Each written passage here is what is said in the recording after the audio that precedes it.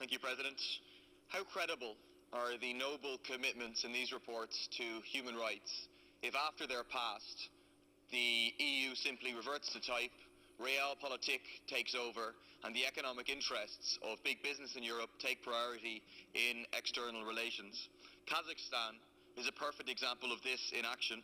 Only a few days before Catherine Ashton's recent visit to Kazakhstan, the regime stepped up its clampdown on the political opposition, banning opposition parties, shutting down opposition media.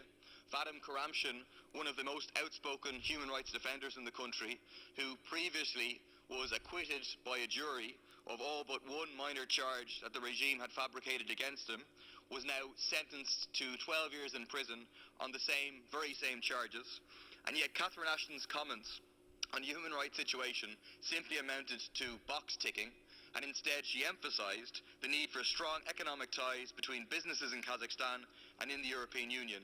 Those ties are dominated by multinational companies extracting, exploiting and exporting the enormous wealth of natural resources out of Kazakhstan.